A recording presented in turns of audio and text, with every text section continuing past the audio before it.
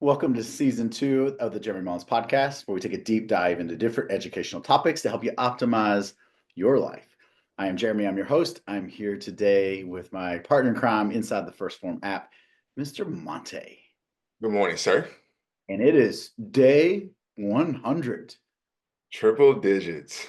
Not, is it day 100 of the year, or did you start after that? No, I started February 4th. It was the first Okay. day of 75 hard, like right after coming back from the banquet. All right. 100 days of running, specifically running at least a mile. Have you done more than a mile? Yeah, because I'm training for half marathon now. Okay. So that's what I thought. That was at least run a mile a day, but you can do more depending on what the training program calls for.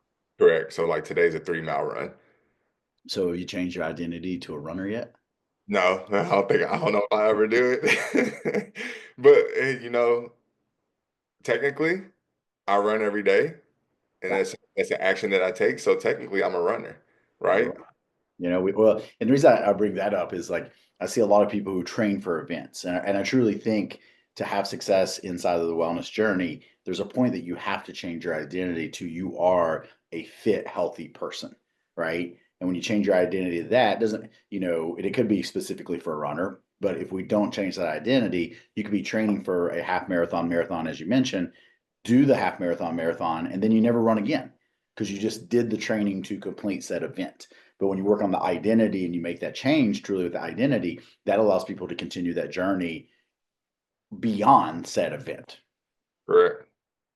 And that's kind of, what we're going to talk about today. You and I are having, in all transparency. So this is a concept that I had just been thinking about, especially, getting more involved with the NICA mountain bike league, which is kind of neat because there's training that we have to do to reach certain levels. And of course, my personality, I want to be the level 3 coach as soon as I can. But it takes some time. So level 1 this year, and I'm working on actually the level 3 testing now. So just gonna get my first aid to be level 2. But there was a neat little concept that they were bringing up in research and how we should start to think about sport. Okay. And for those that's listening, like, well, what's mountain bike have to do with, my weight loss journey or wellness journey?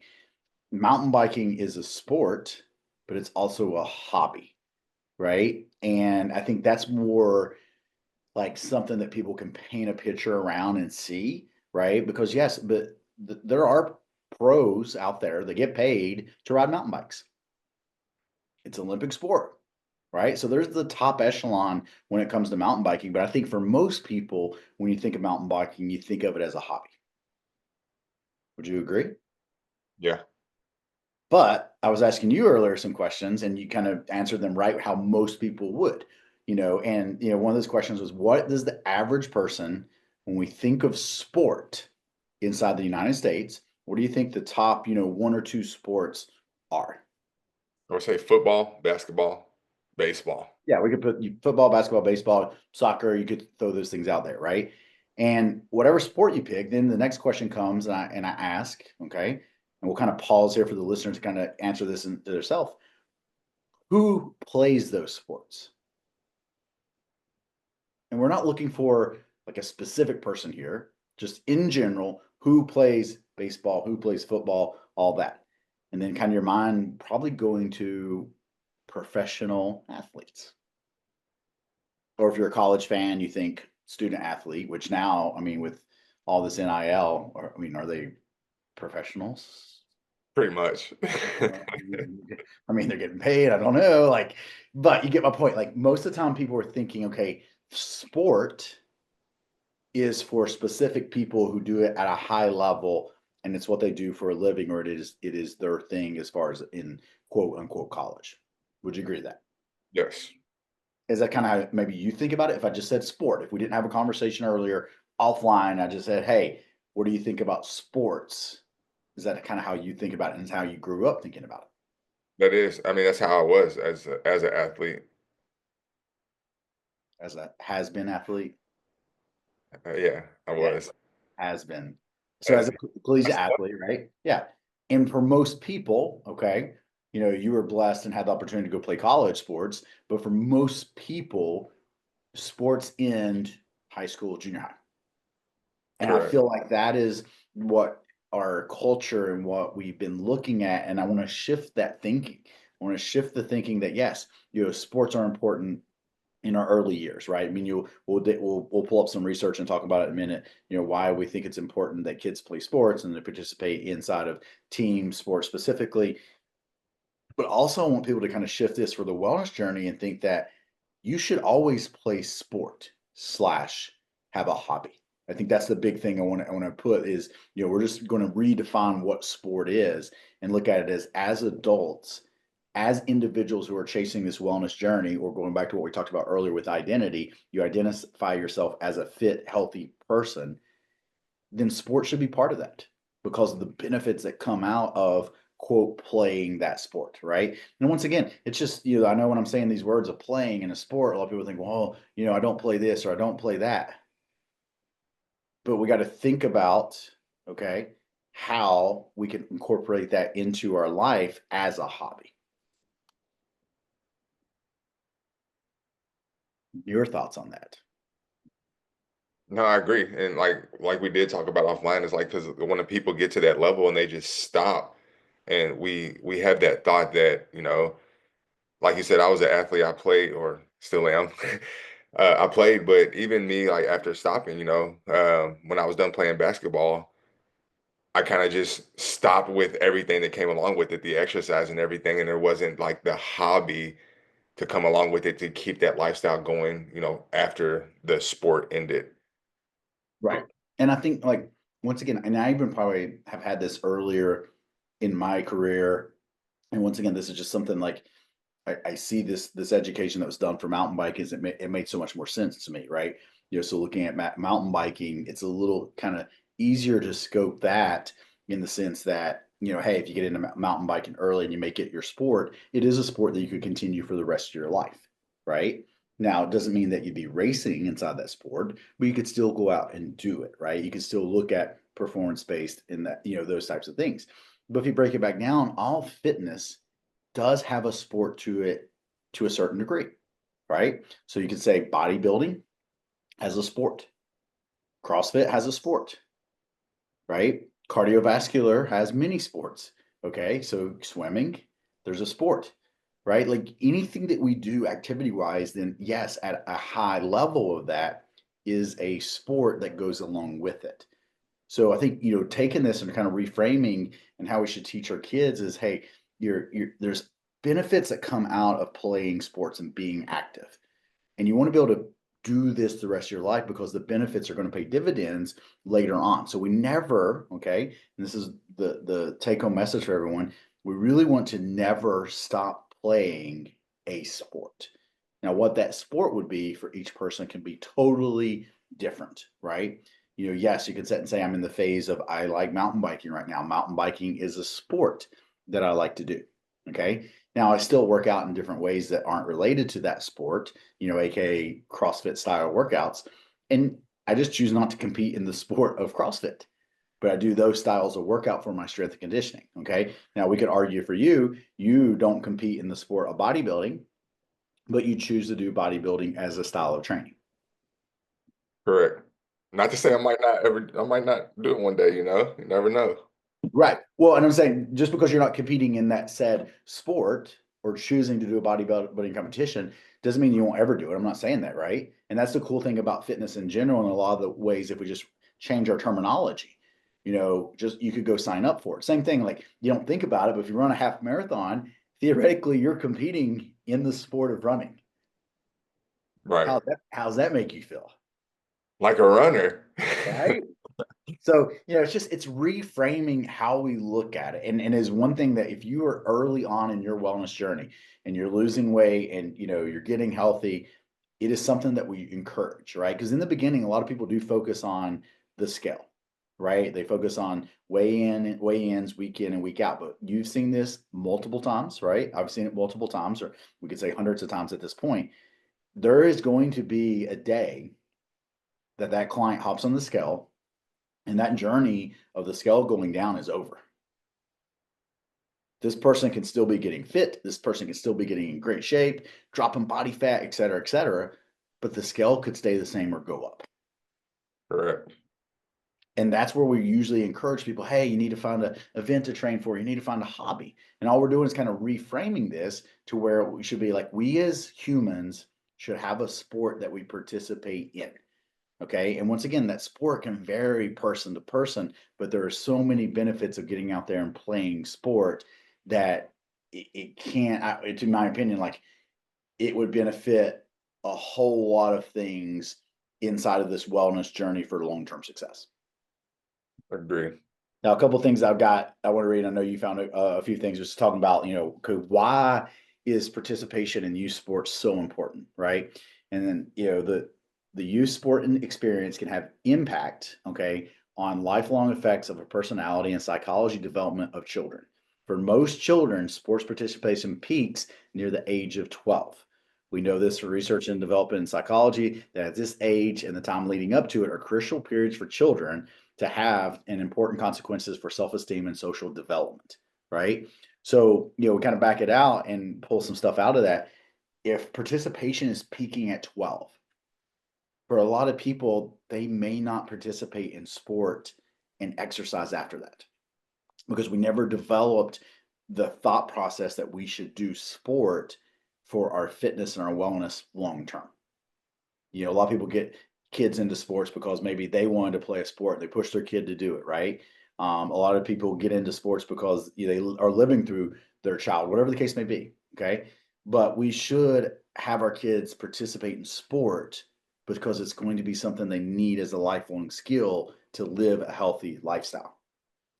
As adults, we should get into sport because it becomes our hobby that helps us live a longer, healthy lifestyle. And also for the parents, you know this, so we can keep up with the kids who are out there playing sports.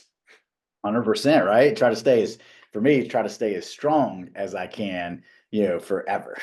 Off topic, I saw something the other day. This guy races his son every on his son's birthday every year, and his goal is to never lose the race to his son. That's gonna be me. Yeah. A couple of things that I got on this is, sports participation is found to represent about 70% of out of school activities for youth. So I think that's a good thing. So if you look at what most of our activities in school is sports, which is a good thing. But are some reasons I think people stop playing sport, right? Could be because of lack of time, and as far as time commitments. And that's where, I just think, we got to rethink what sport we're choosing. Okay. And, I'm sitting here and thinking, okay, well, if your kid's getting into, let's just say guitar or theater, and that's something that they have a passion for and they want to do, and that interferes, with their time commitment between time for study, time to do theater, they don't really have time for sport. Well, maybe they don't have time for the traditional sports that we talk about that we see a lot of time, soccer, baseball, that type of stuff. But what other sport could we get them into? Right? Cross country. Doesn't mean that they have to run cross country team, but they could run a few days a week and do a 5K. But the development of what would be normal that each person should participate in a sport slash hobby, that is kind of the reframing that I'm going to start working into my education to the clients that I work with and push to people.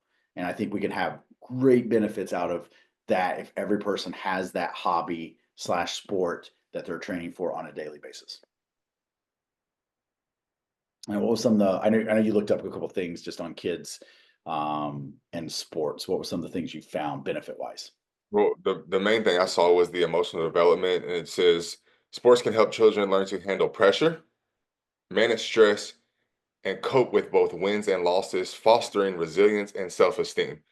So just, setting up the kids for success later on in life, because you look at it now, like what are some of the things that a lot of adults or we struggle with in life, handling wins and losses inside of our life, managing stress, Yeah. pressure from, high pressure situations from work, from everyday life things. So just setting them up for success to be able to handle these things later on in life is, I mean, I believe that's very beneficial because it's not, yes, it's the kids now, but it's the things that we see every day with, people that we coach that they're going through that's keeping them off track from their goals. And I think, as I read through this next, set of notes I prepared for this, I want you guys to listen to the parallel of why kids quit sport and maybe why some of you have quit your wellness journey before, right? And for you, Montae, because I haven't went over this with you, I want you to think about the individuals that you coach. And I guarantee as we walk through this, you're going to see some parallel that comes in it, right? Just like the number one reason most people quit, or I'm sorry, most kids quit sport is because they lost the enjoyment of it. Okay.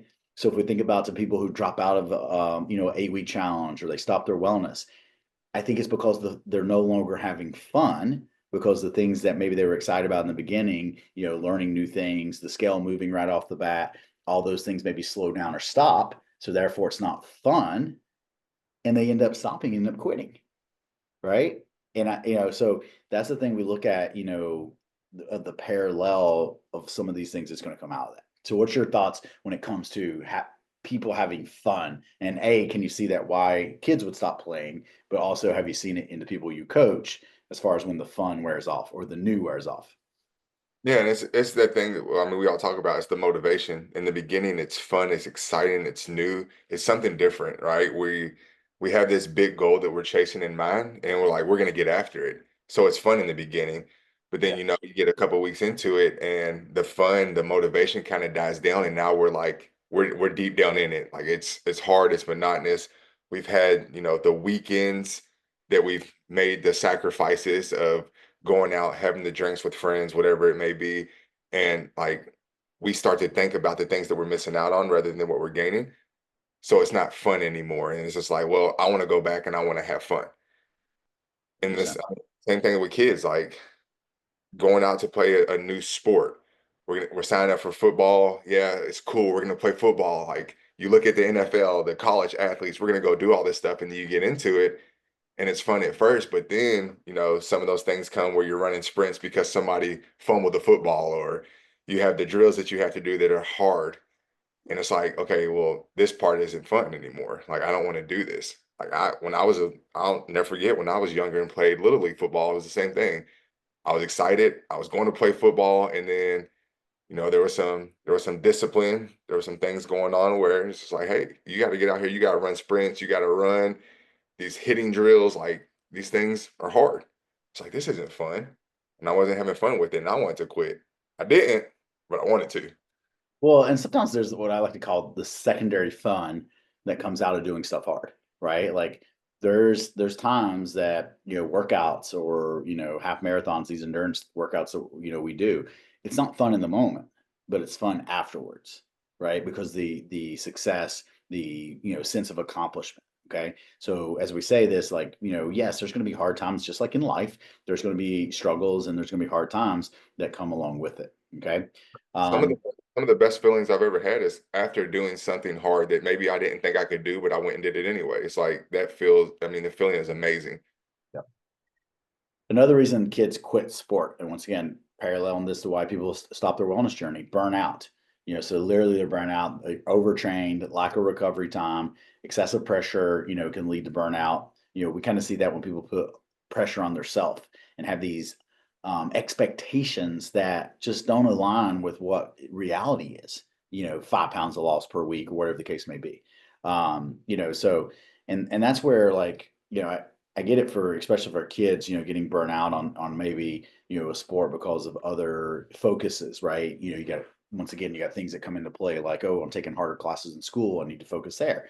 And that's where, the broad concept of sport, I want people to widen what they're thinking, right? Because yeah, you may not have time to participate in that team sport because it does take up time and it has games 2 or 3 days a week, whatever the case may be. But it doesn't mean that we can't shift this child or this, the children to choosing a sport that they can do for a lifetime. That could be an individual sport, right? Because that's still going to teach them, as we're talking about effort and results and how to deal with, consequences or adversities that come along with it on top of the long term thought process that if we as humans realize that playing sport, aka that hobby, is going to have these benefits for us long term and help us have this long term success that all of us are striving for, right? Going back to it, like we're training for the 65-year-old version of ourselves so that we can enjoy retirement. Okay. And pause right there and think about people that are in your life that you've known, they're 65 to 75 years old. Do they have the physical capacity to live an optimal, healthy life. And you're fooling yourself to think that you're not going to work out and you're not going to take care of yourself and you're going to be 65, 75 and in a different boat than them. That's the reality. So, really reframing how we think about sport, I think can have so many benefits, not only as us as parents with small children, but also us as adults leading into our later years, as we really like, okay, this is my hobby and it could change, right? Or this is my sport. It can change. That's totally fine, right? Totally fine to have a different sport every year. That's the beautiful thing about it as you get older, right? You're not a professional athlete. You're not getting paid to play the sport. So you can change sports every year. It's okay. When is peanut butter eating gonna be a sport? I mean, listen, isn't hot dog eating a sport or is that just a competition? I mean, competition is can be sport, right? Well, let's ask Google. Is hot dog eating a sport? Is hot dog eating a sport? If it is, then peanut butter eating is definitely a sport. So AI says yes, hot dog eating contests, particularly the famous Nathan's famous contest, are widely considered a sport. This is because they involve competitive elements, established rules, and professional structure with athletes training and sponsorship. There you go. Team Alpha Weekend peanut butter eating contest. Peanut butter eating contest, going to be a professional, right? And that's actually kind of cool. I mean, listen, like we were talking about this earlier, AI is coming, but that's a cool little write up, right?